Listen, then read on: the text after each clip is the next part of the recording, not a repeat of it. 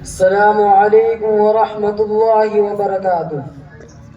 الحمد للہ الذی هدانا لهذا وما كنا لنهتدي لولا ان هدانا الله، اما بعد، قال الله تعالى في القرآن المجيد: اعوذ باللہ من الشیطان الرجیم، بسم اللہ الرحمن الرحیم۔ اتل ما اوحی الیک من الکتاب واقم الصلاۃ۔ وہ ایک سجدہ جسے تو گرا سمجھتا ہے، 1000 سجدے سے دیتا ہے آدمی کو نجات۔ جناب صدر محترم حاضرین، آج کی اس محفل میں آپ حضرات کے سامنے کچھ نماز کے متعلق عرض کروں گا، جو عبادتوں میں سب سے زیادہ اہم عبادت ہے، جو قرب خداوندی کا سب سے اہم ذریعہ ہے۔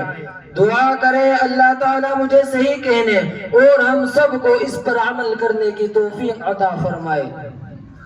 حضرات، جب قیامت قائم ہوگی، حشر کا میدان ہوگا اور تمام دنیا کے اولین اور آخرین کا اجتماع ہوگا، ہر شخص عجیب کیفیت میں مبتلا ہوگا، ہر انسان کی پیشانی عرق آلود ہوگی، نفسی نفسی کا عالم ہوگا۔ قرآن نے اس کا نقشہ عجیب انداز اور اچھوتے طرز سے کھینچا ہے۔ فرمایا: یوم یفر المرء من اخیہ وامہ وابیہ وصاحبته وبنيه لكل امرئ منهم يومئذ شأن يغنيه وجوه يومئذ مسفرة ضاحكة مستبشرة ووجوه يومئذ عليها غبرة ترهقها قترة أولئك هم الكفرة الفجرة۔ یعنی وہ دن ایسا ہوگا جس دن بھائی بھائی سے جدا ہوگا، بیٹی ماں سے بھاگے گی، باپ بیٹے سے نفرت کرے گا، شوہر بیوی سے الگ تھلگ ہوگا، بیوی اپنے شوہر سے کوسوں دور بھاگے گی۔ غرض اس دن ہر انسان میں ایک شان بے نیازی ہوگی، ہر شخص بے چینی و گھبراہٹ کے عالم میں مبتلا ہوگا۔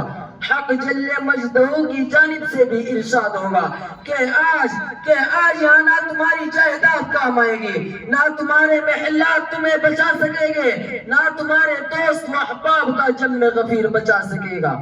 آج تو صرف اور صرف تمہارے اعمال کام آئیں گے، تمہاری دیانت و امانت، تمہاری صداقت و روحانیت آج تمہیں اس یوم الجزا سے بچا سکے گی۔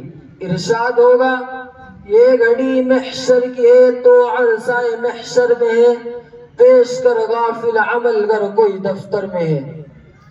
دوستو، ان تمام اعمال میں سے بھی سب سے پہلے نماز کا سوال کیا جائے گا، پوچھا جائے گا: ہم نے تمہیں تندرستی و صحت عطا کی تھی، تم نے اسے نماز کے لیے استعمال کیا یا نہیں؟ روز محشر کے جا گداز بود، اولین پرشش نماز بود۔ یقیناً نماز ایک اہم ترین عبادت اور دین کا اہم ستون ہے۔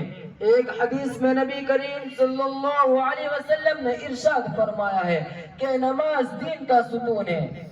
جس نے نماز کو قائم کیا اس نے نماز کو قائم رکھا، جس نے نماز کی پرواہ نہ کی وہ دین سے بے پرواہ ہو گیا۔ کفر اور اسلام کے درمیان نماز حد فاصل ہے۔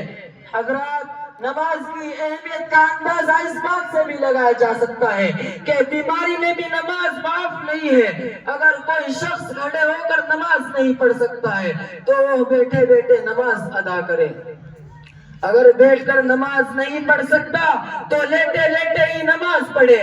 نماز کسی بھی صورت میں معاف نہیں ہو سکتی۔ ایک حدیث میں نبی کریم صلی اللہ علیہ وسلم نے ارشاد فرمایا ہے: من ترک الصلاۃ متعمدا فقد کفر۔ یعنی جس نے جان بوجھ کر نماز کو چھوڑا اس نے کافروں والا عمل کیا۔ گویا نماز کفر و اسلام کے درمیان ایک آڑ ہے۔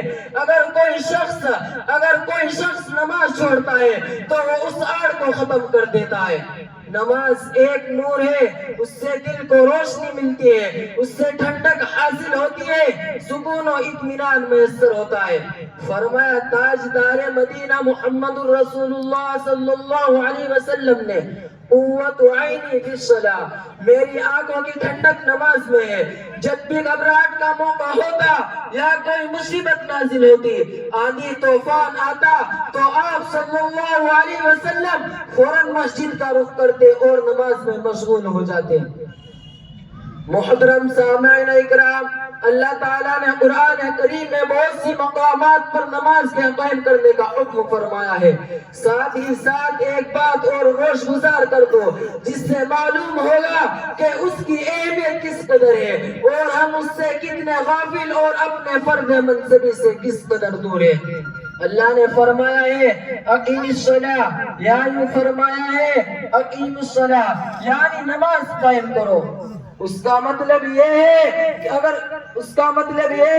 کہ اگر کوئی شخص خود بخود تو نماز پڑھ لیتا ہے، 5 وقت اپنی پیشانی جھکا لیتا ہے، لیکن دوسروں کو اس کی تلقین نہیں کرتا، اپنے گھر والوں کو، بیوی بچوں کو، عزیزوں و اقربا کو، رشتہ داروں کو اور ماتحتوں کو نماز کا حکم نہیں کرتا، تو دوستو وہ نماز کا قائم کرنے والا نہیں ہے۔